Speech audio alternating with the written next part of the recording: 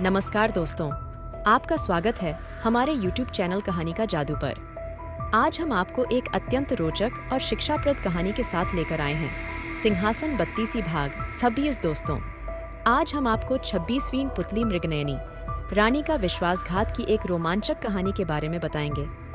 26वीं पुतली मृगनयनी ने जो कथा सुनाई वह इस प्रकार है। राजा विक्रमादित्य न सिर्फ अपना राजकाज पूरे मनोयोग से चलाते थे, बल्कि त्याग, दानवीरता, दया, वीरता इत्यादि अनेक श्रेष्ठ गुणों के धनी थे। वे किसी तपस्वी की भांति अन्न जल का त्याग कर लंबे समय तक तपस्या में लीन रह सकते थे। ऐसा कठोर तप कर सकते थे कि इंद्रासन डोल जाए। एक बार उनके दरबार में एक साधारण सी वेशभूषा वाले एक युवक को पकड़ कर उनके सैनिक लाए। वह रात में बहुत सारे धन के साथ संदिग्ध अवस्था में कहीं जा रहा था।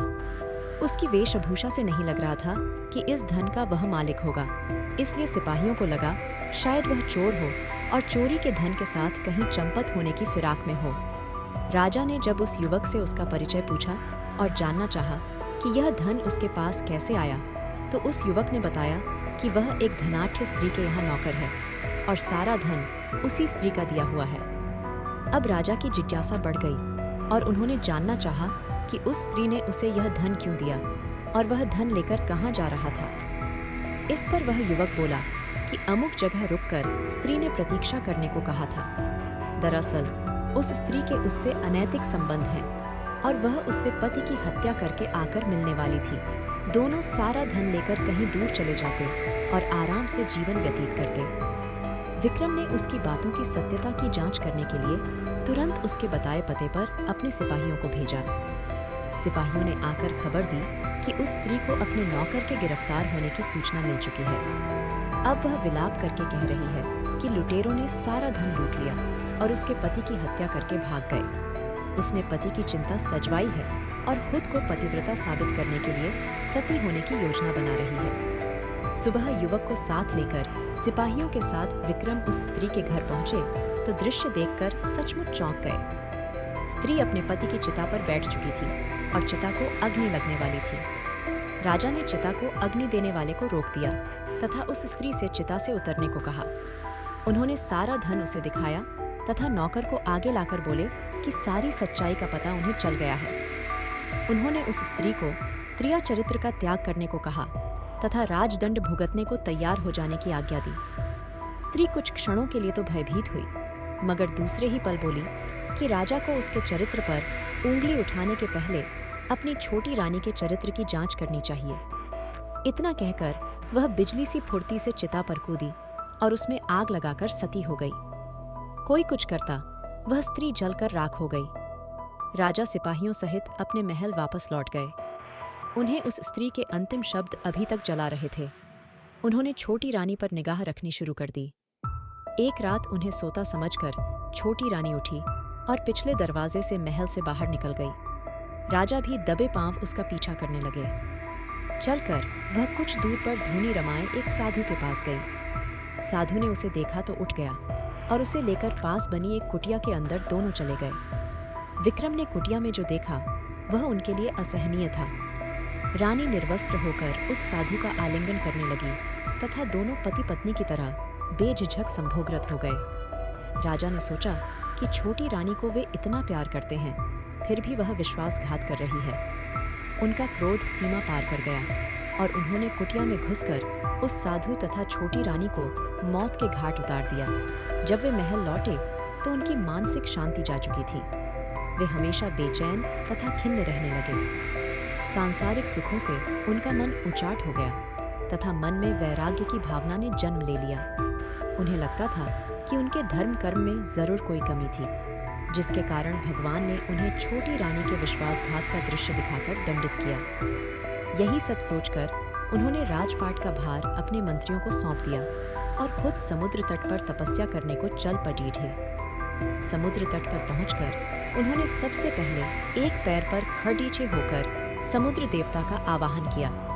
उनकी साधना से प्रसन्न होकर जब समुद्र देवता ने उन्हें दर्शन दिए तो उन्होंने समुद्र देवता से एक छोटी सी मांग पूरी करने की विनती की। उन्होंने कहा कि उनके तट पर वे एक कुटिया बनाकर अखंड साधना करना चाहते हैं और अपनी साधना निर्विघ्न पूरा करने का उनसे आशीर्वाद चाहते हैं। समुद्र देवता ने उन्हें अपना आशीर्वाद दिया तथा उन्हें एक शंख प्रदान किया। समुद्र देवता ने कहा कि जब भी कोई दैवीय विपत्ति आएगी, इस शंख की ध्वनि से दूर हो जाएगा। समुद्र देव से उपहार लेकर विक्रम ने उन्हें धन्यवाद दिया तथा प्रणाम कर समुद्र तट पर लौट आए। उन्होंने समुद्र तट पर एक कुटिया बनाई और साधना करने लगे। उन्होंने लंबे समय तक इतनी कठिन साधना की कि देवलोक में हड्डकंप सच गया। सारे देवता बात करने लगे कि अगर विक्रम इसी प्रकार साधना में लीन रहे तो इंद्र के सिंहासन पर अधिकार कर लेंगे। इंद्र को अपना सिंहासन खतरे में दिखाई देने लगा। उन्होंने अपने सहयोगियों को साधना स्थल के पास इतनी अधिक वृष्टि करने का आदेश दिया कि पूरा स्थान जलमग्न हो जाए और विक्रम कुटिया सहित पानी में बह जाएं। बस आदेश की देर थी। बहुत भयानक वृष्टि शुरू हो गई। कुछ ही घंटों में सचमुच सारा स्थान जलमग्न हो जाता और विक्रम कुटिया सहित जल में समा गए होते। लेकिन समुद्र देव ने उन्हें आशीर्वाद जो दिया था, उस वर्षा का सारा पानी उन्होंने पी लिया तथा साधना स्थल पहले की भांति सूखा ही रहा। इंद्र ने जब यह अद्भुत चमत्कार देखा तो उनकी चिंता और बढ़ गई। उन्होंने अपने सेवकों को बुलाकर आंधी तूफान का सहारा लेने का आदेश दिया। इतने भयानक वेग से आंधी चली कि कुटिया तिनके तिनके होकर बिखर गई। सब कुछ हवा में रुई की भांति उड़ने लगा। बढ़े बढ़े वृक्ष उखड़ डकर गिरने लगे। विक्रम के पांव भी उखड़ ढाते हुए मालूम पड़ ढे। लगा कि आंधी उन्हें उड्डा कर साधना स्थल से बहुत दूर फेंक देगी। विक्रम को समुद्र देव द्वारा दिया गया शंख याद आया और उन्होंने शंख को जोर से फूंका। शंख से बढ़ी तीव्र ध्वनि निकली। शंख ध्वनि के साथ आंधी तूफान का पता नहीं रहा। वहां ऐसी शांति छा गई मानो कभी आंधी आई ही न हो। अब तो इंद्रदेव की चिंता और अधिक बढ़ गई। उन्हें सूझ नहीं रहा था कि विक्रम की साधना कैसे भंग की जाए। अब विक्रम की साधना को केवल अप्सराओं का आकर्षण ही भंग कर सकता था। उन्होंने तिलोत्तमा नामक अप्सरा को बुलाया तथा उसे जाकर विक्रम की साधना भंग करने को कहा। तिलोत्तमा अनुपम सुंदरी थी और उसका रूप देखकर कोई भी कामदेव के वाणों से घायल हुए बिना नहीं रह सकता था। तिलोत्तमा साधना स्थल पर उतरी तथा मनमोहक गायन वादन और नृत्य द्वारा विक्रम की साधना में विघ्न डालने की चेष्टा करने लगी। मगर वैरागी विक्रम का क्या बिगाड़ डेच पाती। विक्रम ने शंख को फूंक मारी और तिलोत्तमा को ऐसा लगा जैसे किसी ने उसे आग की ज्वाला में लापटका हो। भयानक ताप से वह उद्विग्न हो उठी तथा वहां से उसी क्षण अदृश्य हो गई। जब यह युक्ति भी कारगर नहीं हुई तो इंद्र का आत्मविश्वास पूरी तरह डोल गया। उन्होंने खुद ब्राह्मण का वेश धरा और साधना स्थल आए। वे जानते थे कि विक्रम याचकों को कभी निराश नहीं करते हैं तथा सामर्थ्यानुसार दान देते हैं। जब इंद्र विक्रम के पास वे पहुंचे तो विक्रम ने उनके आने का प्रयोजन पूछा। उन्होंने विक्रम से भिक्षा देने को कहा तथा भिक्षा के रूप में उनकी कठिन साधना का सारा फल मांग लिया। विक्रम ने अपनी साधना का सारा फल उन्हें सहर्ष दान कर दिया। साधना फल दान क्या था?